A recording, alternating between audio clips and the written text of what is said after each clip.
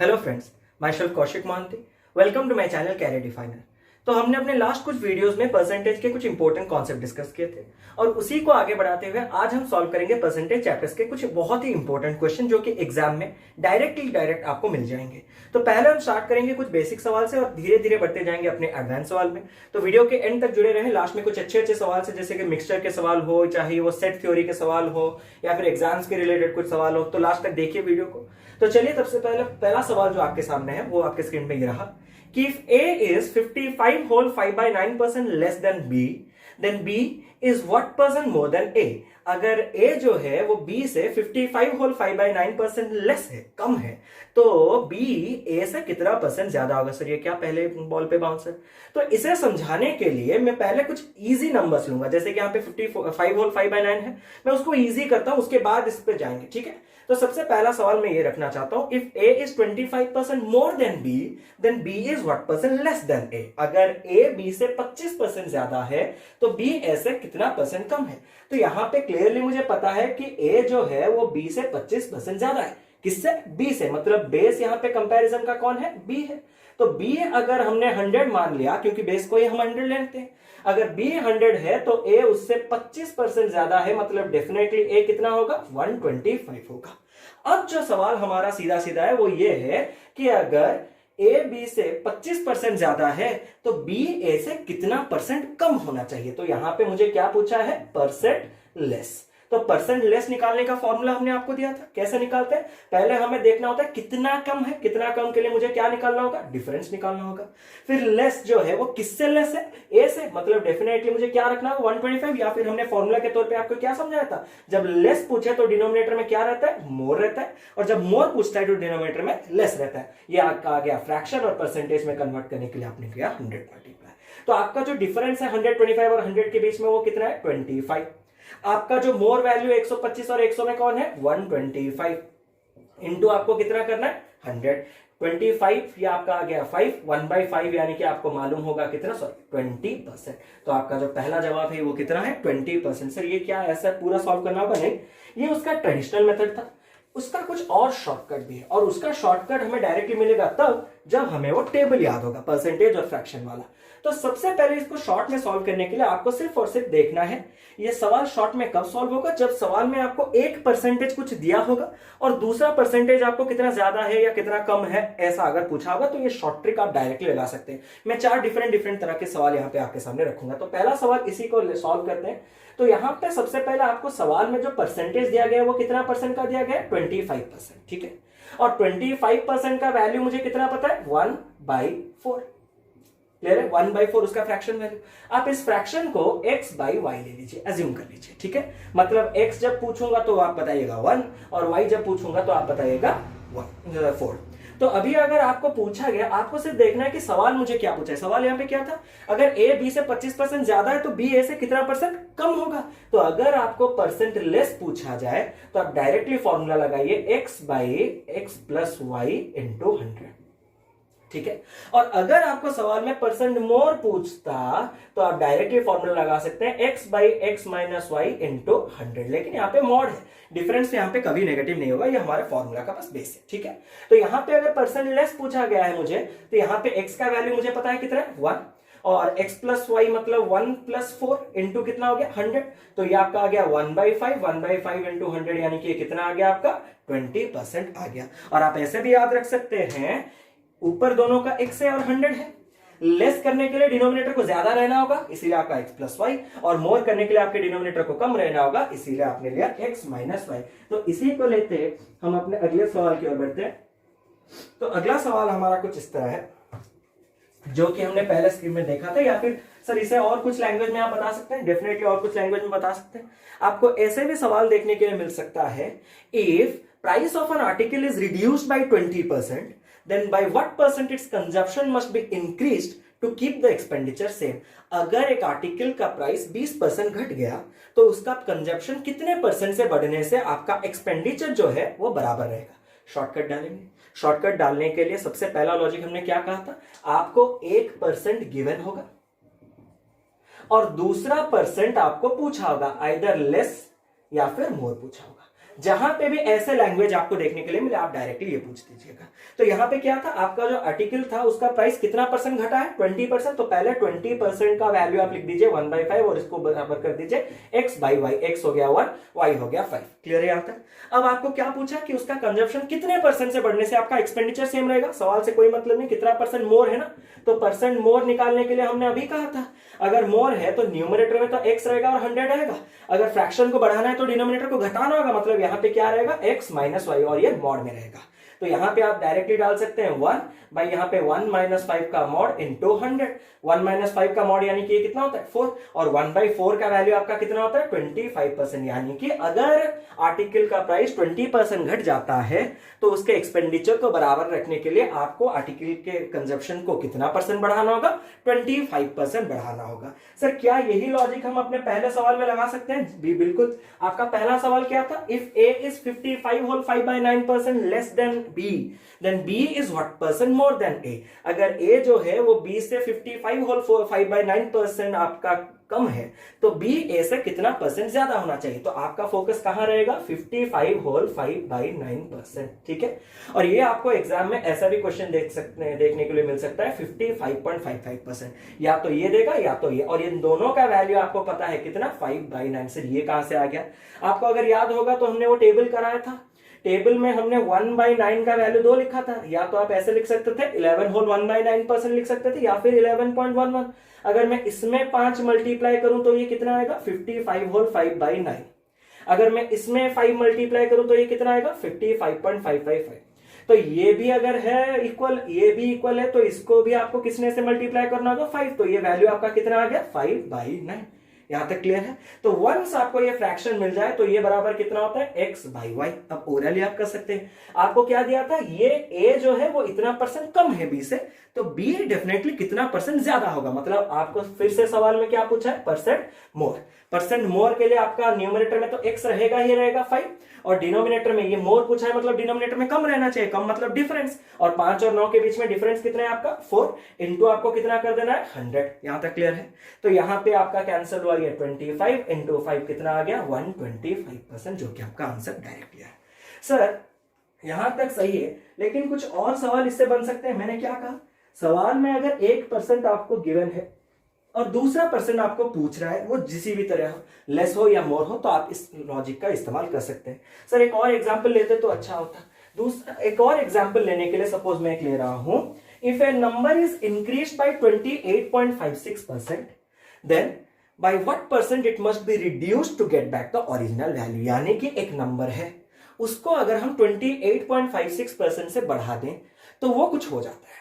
अब उस नए नंबर को मुझे कितना परसेंट घटाना है ताकि वो ओरिजिनल चला जाए। तो 28.56 तो कभी नहीं होगा, 3 सवाल में हमने देख लिया। तो यहां पे आपको फोकस करना है 28.56% पे। आइदर सवाल आपको 28.56 दे सकता है, ऐसा ज्यादा नहीं देता है आपको, ज्यादातर इसका मिक्स्ड वाला फॉर्म देता है जो कि 28 होल 4/7% होता है। और अगर आप लोगों को याद होगा तो हमने लिखाया था 1/7 जो फ्रैक्शन है उसका बराबर कितना होता है आपका 14 होल 2/7% कर सकते हैं, या फिर 14.28% कर सकते हैं।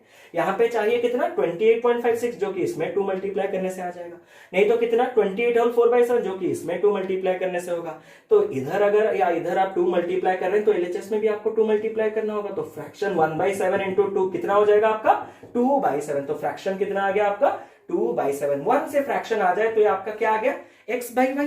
तो आपका क्या दिया था, ये नंबर 28.56% से बढ़ा दिया था, मतलब गिवन में बढ़ा है, और पूछा क्या है कितना परसेंट उसको घटाना है, मतलब लेस पूछा है। तो परसेंट लेस निकालने के लिए न्यूमरेटर में हमेशा x रहेगा, यानी कि कितना रहेगा 2 रहेगा।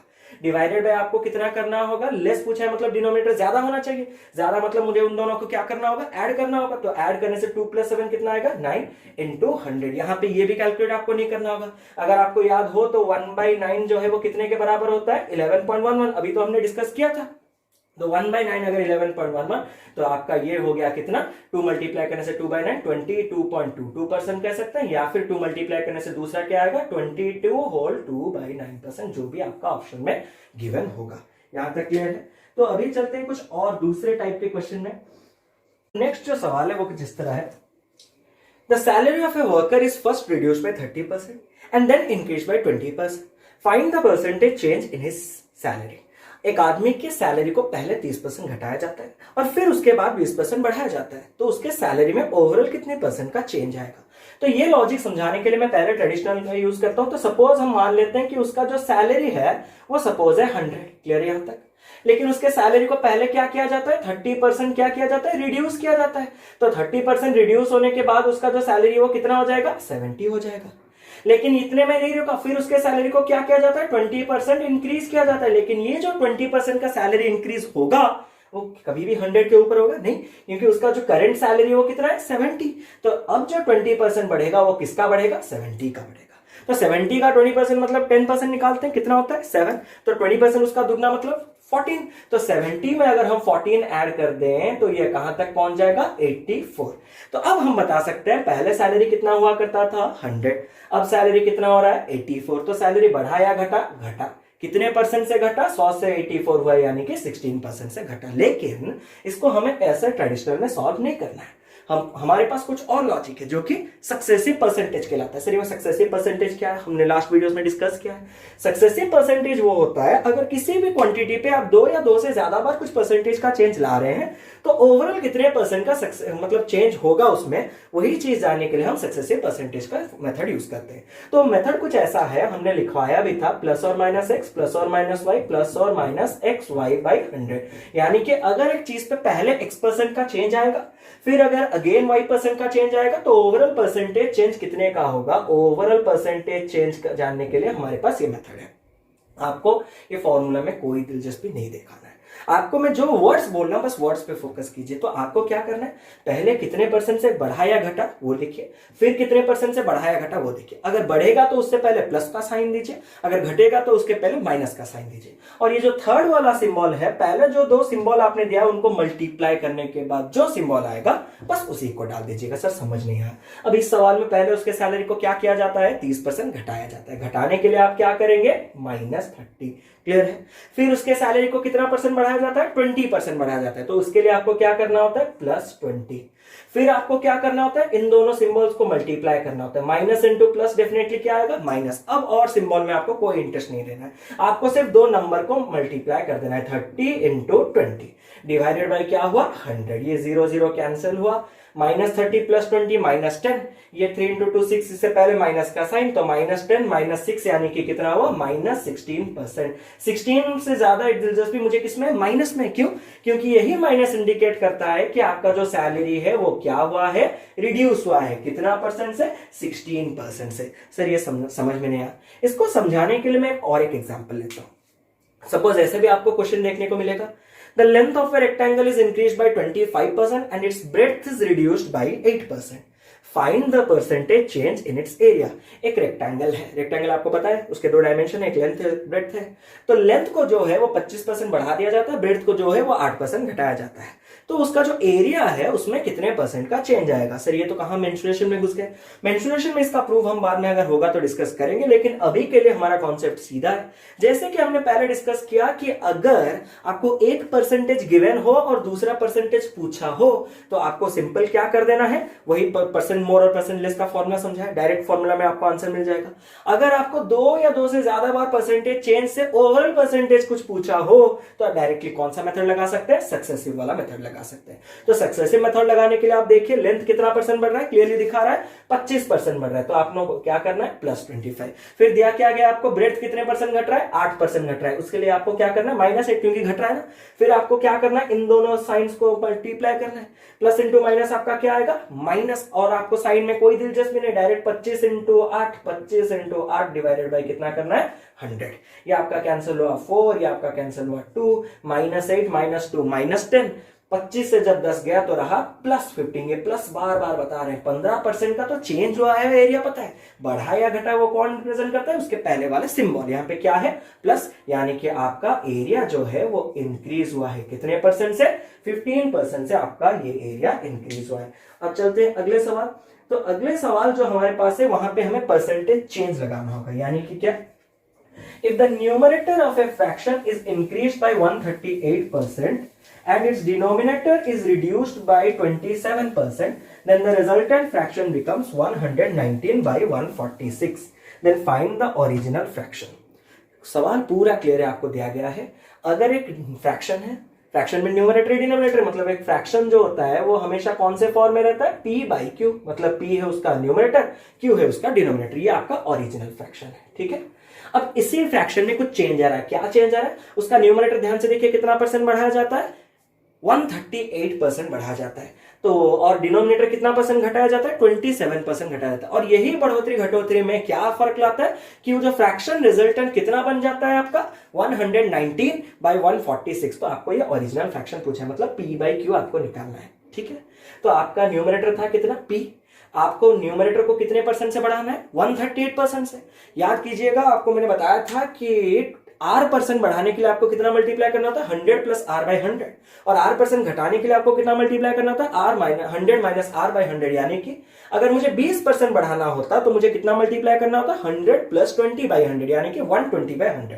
सिमिलरली 70% बढ़ाने के लिए 100 प्लस 70/100, यानी कि 170/100। या फिर लॉजिक लगा सकते हैं, न्यूमरेटर 100% होगा, 20% बढ़ने से 120% हो जाता है, मल्टीप्लाई 120/100।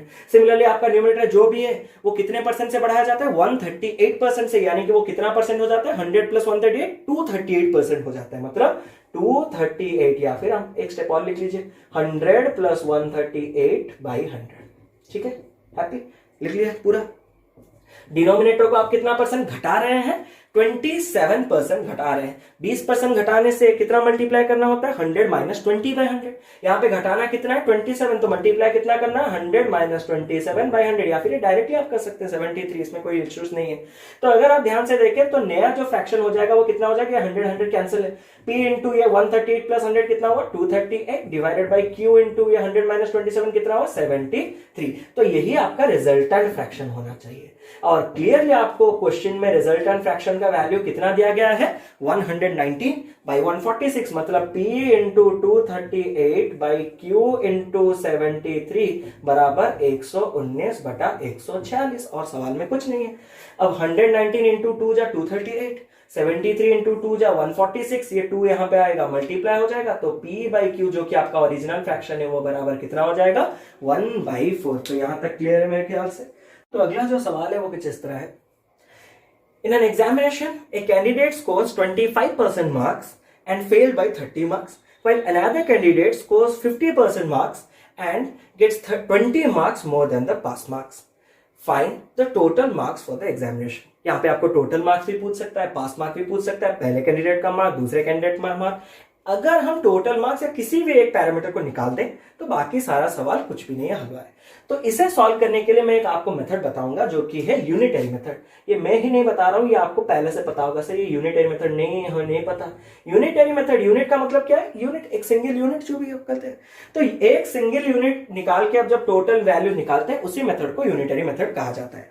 तो जैसे कि अगर मैं आपको कहूं कि 7 एप्पल का कॉस्ट अगर आपको दिया गया है 49 रुपीज, ठीक है, 7 एप्पल का कॉस्ट आपको कितना दिया गया है, 49, तो 2 एप्पल का कॉस्ट निकालिए। तो 2 एप्पल का कॉस्ट कैसे निकालेंगे, पहले हम 49/7 करने से हमारे पास 1 एप्पल का प्राइस आ जाएगा।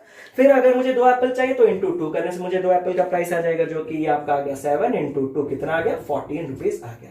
तो इसी मेथड का यूज करके हम ये वाला सवाल सॉल्व करेंगे। तो सर कैसे सॉल्व करेंगे, पहले जो सवाल आ रहा है वो सबसे पहला पैरामीटर हमें क्या है, टोटल मार्क्स। तो सपोज हमारा टोटल मार्क्स हम एज्यूम कर देते हैं 100%। जो 100% सिक्योर करेगा वही तो कंप्लीट सिक्योर करेगा। तो टोटल कितना परसेंट है हमारा मार्क जो है, 100% का है। तो पहला जो कैंडिडेट है आपका, वो पहला कैंडिडेट ने कितना परसेंट सिक्योर किया, 25% सिक्योर किया। और जो दूसरा कैंडिडेट है वो कितना परसेंट सिक्योर किया, 50% सिक्योर किया। यहां तक क्लियर है। क्लियरली अगर आप सवाल पे देख सकते हैं तो वो पहला कैंडिडेट जिसने 25% सिक्योर किया, उसने वो पास हुआ या फेल हुआ, फेल हो गया। कितने मार्क्स है, 30 मार्क्स है। मतलब वो जितना मार्क्स लाया है यानी कि 25%, उससे अगर वो 30 मार्क ज्यादा लाता तो वो डेफिनेटली पास हो जाता। मतलब उसके मार्क्स में अगर मैं 30 मार्क्स मिला दूं तो वो क्या हो जाएगा, आपका पास मार्क हो जाएगा। सिमिलरली जो दूसरा कैंडिडेट है उसने कितने परसेंट सिक्योर किया, 50% सिक्योर किया, लेकिन वो क्या हुआ, पास मार्क से कितना ज्यादा हो गया, 20 मार्क ज्यादा हो गया। तो अगर उसका जो मार्क है उससे अगर मैं 20 मार्क माइनस कर दूं तब भी मैं क्या, कहां तक पहुंच जाऊंगा, पास मार्क तक पहुंच जाऊंगा। तो ये भी पास मार्क है और ये भी पास मार्क है, और पास मार्क एक ही एग्जाम के लिए क्या रहता है, बराबर रहता है। तो यहां पे मैं ये कह सकता हूं 50% minus 20 marks is equal to 25% plus 30 marks. अब परसेंट को परसेंट के साथ लीजिए, मार्क्स को मार्क्स के साथ लीजिए।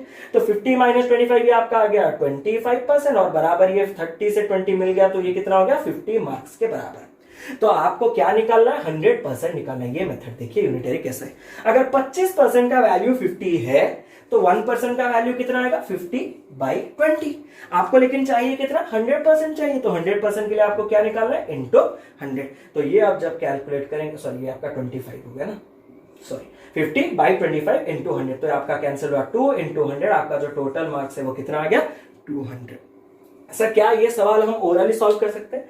बिल्कुल ये सवाल आप ओरली सॉल्व कर सकते हैं। सर कैसे ओरली सॉल्व करेंगे? अब देखिए अगर गैप देखें तो ये जो दो कैंडिडेट्स के बीच में मार्क का कुछ गैप होगा।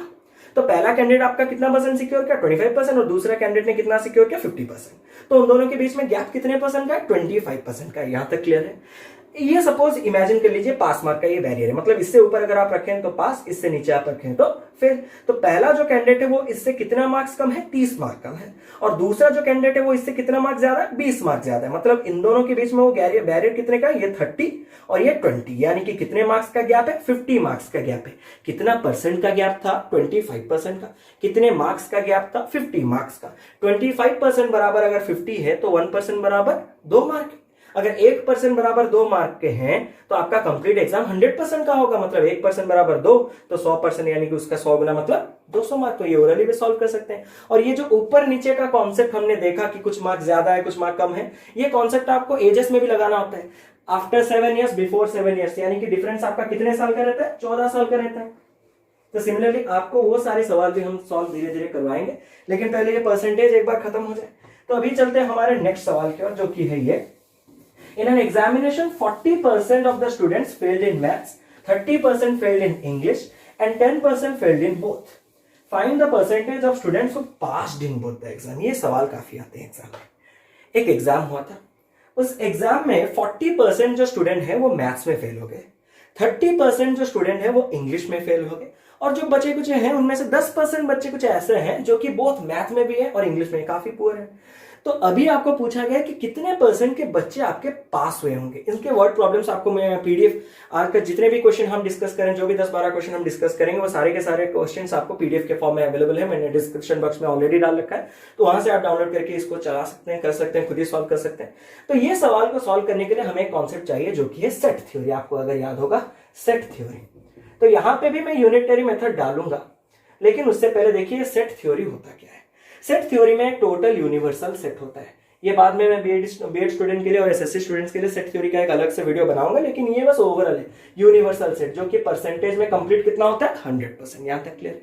अब इस सेट में आपके दो कैटेगरी है, एक है कुछ मैथ्स में फेल हो गया है, मैथ्स में फेल, और दूसरा कुछ कैटेगरी है जो कि इंग्लिश में फेल है। ठीक है, तो अगर आप ध्यान से देखिए तो मुझे इसमें सेट थ्योरी की जरूरत नहीं है, मुझे A union B, A plus B minus intersection, ऐसा कुछ भी नहीं जरूरत है। मैं डायरेक्टली करूंगा, बस ड्रॉ कर देने से ये वेन डायग्राम काफी आसान हो जाएगा। तो देखिए, लेकिन तीसरे पॉइंट में जब मुझे दिया कि 10% बच्चे ऐसे भी हैं जो भी मैथ्स में फेल हुए प्लस इंग्लिश में भी फेल हुए, मतलब ये जो दो सेट्स हैं वो डिसजॉइंट सेट्स नहीं है। डिसजॉइंट सेट्स मतलब उनका इंटरसेक्शन 0 होता है। वो सेट थ्योरी में बताएंगे कितने तरह के सेट होते हैं, क्या होते हैं, लेकिन अभी मुझे पता है कि इन दोनों के बीच में कुछ कॉमन पार्ट है। तो ये फिगर कुछ इस तरह दिखेगा। ये अगर आपका टोटल क्लास है यूनिवर्सल सेट 100% का, तो सपोज ये हमने मान रखा है कि मैथ्स में फेल बच्चे हैं, और ये सपोज हमने मान रखा है कि इंग्लिश में फेल बच्चे हैं, तो मैथ्स का जो कंप्लीट फेल वाले बच्चे हैं वो कितने परसेंट होने चाहिए 40% होने चाहिए। इंग्लिश का जो कंप्लीट फेल वाले बच्चे हैं वो कितने परसेंट होने चाहिए 30% बच्चे होने चाहिए। और यहां पे जो दोनों में फेल हैं, जो कि इंटरसेक्शन कहलाता है, वो कितना परसेंट है 10% है। तो अभी आपका सवाल है कि कितने परसेंट के बच्चे पास हुए हैं। तो सबसे पहले निकाल दीजिए कितने परसेंट बच्चे फेल हुए हैं। फेल कितने हुए हैं पहले देखिए। फेल निकालने के लिए ये जो रहे हैं ये फेल है, जो कि किसमें ओनली मैथ्स। ये भी जो बच्चे हैं ये भी फेल हुए हैं, किसमें ओनली इंग्लिश। और ये जो बच्चे हैं ये भी फेल हुए हैं, किसमें मैथ और इंग्लिश में। फॉर्मूला बिल्कुल नहीं डालूंगा, A plus B minus A intersection B करने से आपका यूनियन आएगा वगैरह वगैरह। वो फॉर्मूला मैं आपको सेट थ्योरी में अलग से पढ़ाऊंगा। आज बस दिखने के लिए जो आपको वेन डायग्राम दिख रहा है वहीं से सॉल्व करवाऊंगा। तो अगर आपसे कोई पूछे कि टोटल मैथ्स में कितने बच्चे, टोटल 40%, लेकिन मैथ और इंग्लिश में कितने 10%, तो सिर्फ और सिर्फ मैथ में कितने परसेंट होंगे 40 - 10 यानी कि 30%। अगर आपसे कोई पूछे टोटल इंग्लिश में कितने बच्चे फेल हुए, 30%, क्लियर है। लेकिन मैथ्स और इंग्लिश में कितने हैं, 10%। तो सिर्फ और सिर्फ इंग्लिश में कितने परसेंट बच्चे फेल हुए, 30 - 10 इज इक्वल टू 20%। तो जो फेल हुए हैं वो 3 कैटेगरी के हैं, क्या, आइदर आपके ओनली मैथ्स में फेल हुए, या फिर ओनली इंग्लिश में फेल हुए, या फिर बोथ मैथ और इंग्लिश में फेल हुए। तो ओनली मैथ में हमारा कितना निकल के आया, 30, ओनली इंग्लिश में कितना निकल के आया, 20, और बोथ मैथ और इंग्लिश में कितना निकल के आया, 10। तो 30 + 20 50 + 10 कितना हो गया आपका, 60%। अब मान लीजिए आपके क्लास में टोटल 100% बच्चे थे, उनमें से 60% बच्चे फेल हो गए, तो पास कितने किए होंगे, 40%। तो इसमें और सॉल्व करने की वाली है ही नहीं बात। अगर आप वैसे भी करते तो ए यूनियन बी अगर निकालना होता, मतलब ये कंप्लीट फेल वाले बच्चे, तो यूनियन निकालना होता। तो ए यूनियन बी आपका कैसे आता, a + b - a intersection b। अब ए सेट जो कि मैथ में फेल वो है कितना, 40, इंग्लिश में फेल जो कि कंप्लीट है कितना, 30, और इंटरसेक्शन वाला पार्ट है कितना, 10। तो 40 + 30 70, 70 से गया 10 तो रहा कितना, 60%। तो ऐसे भी आपका निकलेगा कि फेल जो है वो कितने परसेंट है, 60%। तो पास डेफिनेटली कितने परसेंट होंगे, 40%। तो इसमें और कुछ रहा नहीं। चलिए तो चलते हैं अगले सवाल। अगला सवाल जो है वो काफी इंटरेस्टिंग है, वो मिक्सचर का सवाल है, वो डायरेक्टली एग्जाम में रिपीटेडली आता रहा है और आगे भी आएगा। ये जो सवाल है वो कुछ इस तरह है, इन a 40 liters mixture of milk and water, milk is 80%. How much milk must be added so that the new mixture will contain 90% milk in it? एक मिक्सचर है, कितने लीटर्स का मिक्सचर है, 40% का मिक्सचर है। उस 40 लीटर्स के मिक्सचर में आपका जो मिल्क है वो कितने परसेंट का है, 80% का है। अब जाहिर सी बात है आपको क्या करना है, उसमें कुछ नए क्वांटिटी का एडिशनल मिल्क ऐड करना है, जिसके चलते वो मिल्क जो है वो 80% से बढ़ के 90% तक चला है। तो आपको कितना मिल्क ऐड करने से ये कंडीशन सेटिस्फाई हो जाएगा, वही आपको सवाल पूछा है। तो सवाल में यहाँ पे एक्स वाई जेड कुछ लेने की जरूरत नहीं, आप सीधा सीधा ऐसा सवाल आपको 3 जगह देखने को मिलेगा। या तो इसी तरह के डायरेक्ट सवाल आपको परसेंटेज में देखने को मिलेगा, या फिर इसी तरह का डायरेक्ट सवाल आपको रेशियो में देखने को मिलेगा, या फिर इन दोनों का कॉम्बिनेशन का सवाल आपको मिक्सचर्स एंड एडिशंस में देखने को मिलेगा। तो ये सवाल 3 4 क्या 7 8 तरीके में सॉल्व हो सकता है, लेकिन मैं एक ही सिंपल लॉजिक आपको बताऊंगा जिसमें कि आप डायरेक्टली सवाल कर सकते हैं। क्या, आपको पहले लेना है मिक्सचर। वो जो मिक्सचर है आपको देखना है वो कितने लीटर्स का है, कितने लीटर्स का है, 40 लीटर्स का है। उस मिक्सचर में 2 चीजें हैं, क्या क्या है, एक है मिल्क, दूसरा है वाटर। आपका जो मिल्क है वो कितने परसेंट का है, 80%। तो जाहिर सी बात है वाटर कितना होगा, 20।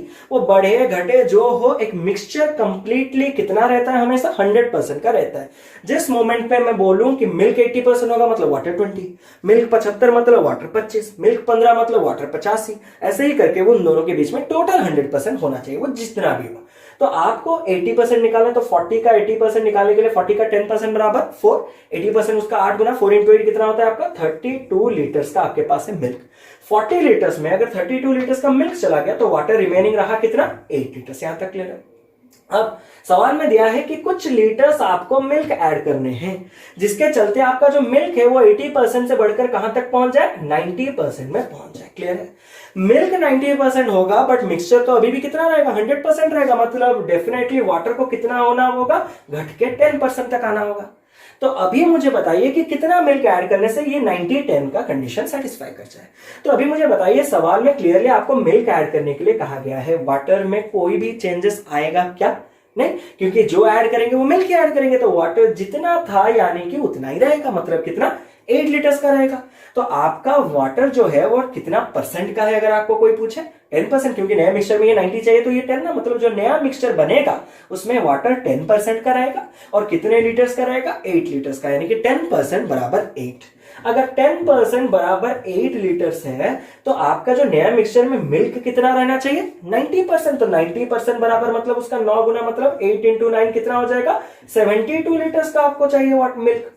तो 72 लीटर्स का आपको मिल्क चाहिए। लेकिन सवाल कुछ और पूछा था, सवाल कितना चाहिए, मतलब टोटल कितना पूछा नहीं था, कितना ऐड करने से कंडीशन सेटिस्फाई होगा।